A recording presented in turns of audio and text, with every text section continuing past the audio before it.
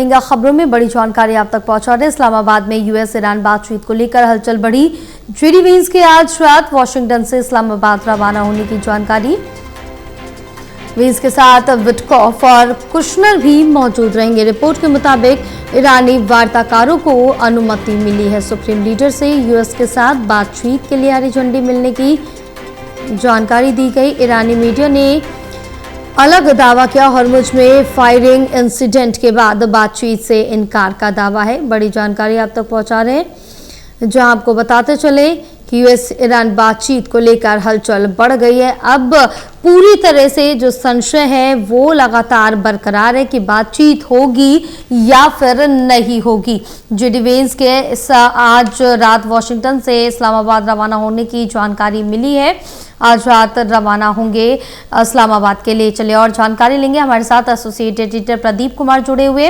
प्रदीप, जिस तरह से देखें कि सीज फायर समाप्त हो रहा और दूसरी तरफ ईरान और अमेरिका के बीच जो तनाव है वो कम होने का नाम नहीं ले रहा, वो कहीं ना कहीं बढ़ता जा रहा है, लेकिन अब जो बातचीत अगली होनी थी उसको लेकर पूरी तरह से संशय बरकरार है। देखिए बिल्कुल, और जया ये तस्वीर साफ नहीं है कि आखिर ये बातचीत होगी या नहीं, लेकिन ट्रंप के बड़े दावे और बड़े ट्वीट जो है वो देखने मिल रही हैं। ईरान के ऊपर दबाव और ये कहते हुए कि उनको डील करनी होगी, न्यूक्लियर एनरिचमेंट तक पहुंचने के लिए वो जो करार है वो होना होगा, क्योंकि न्यूक्लियर वेपन्स नहीं बनाने दिए जाएंगे ईरान को। ये कहते हुए ट्रंप लगातार दावे कर रहे हैं, लेकिन घरेलू राजनीति में वो लगातार घिर रही हैं और उनके विरोधी लगातार हमला बोल रहे हैं। कमला हैरिस जिन्होंने उनके खिलाफ चुनाव लड़ा था, उन्होंने भी हमला बोला है और ये कहते हुए कि वो सबसे भ्रष्ट हैं और वो यहाँ पर अमेरिका को सही नेतृत्व देने में नाकामयाब रही हैं, ये आरोप लगाए गए हैं। लेकिन ताजा घटनाक्रम आपको बता दूं कि ट्रंप का दावा है कि जेडी वेंस आज रात पहुंच रही हैं इस्लामाबाद। इसके अलावा जेरेड कुशनर और विटकॉफ भी उनके साथ रहेंगे और ये जो पहले से टीम थी उसी तर्ज पर ये बताई जा रही है। लेकिन ईरान की ओर से एक बड़ी जो लड़ाई है इस पूरी बातचीत को लेकर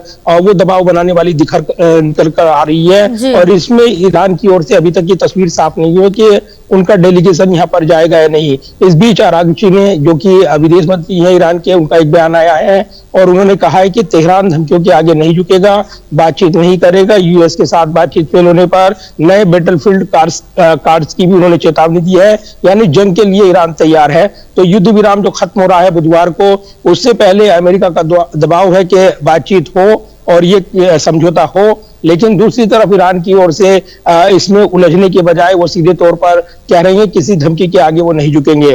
तो इस बातचीत में अभी तक जो पलड़ा भारी यहाँ पर देखने को मिला है, किसी भी दबाव में आए बिना ईरान ने जो अपनी शर्तें रखी हैं सुरक्षा गारंटी समेत, और जिस तरीके से ट्रंप सोशल प्लेटफॉर्म पर अलग अलग बयान दे रही हैं, उसको यहाँ पर बयान के जरिए बताते हुए ईरान नजर आया कि वो इन धमकियों के आगे नहीं झुकेगा। तो फिलहाल सस्पेंस बना हुआ है। इस बीच ये भी जानकारी आ रही है कि यहाँ पर सैद्धांतिक तौर पर ईरान अपना एक डेलीगेशन भेज सकता है प्रतीकात्मक रूप से, लेकिन फिलहाल उस पर सहमति बनती है नहीं। आज रात तक का घटनाक्रम बयान करेगा जिस पर निगाहें रहने वाली है। बिल्कुल प्रदीप, आप बने रहे, आगे और भी जानकारी आपसे लेंगे। इस बीच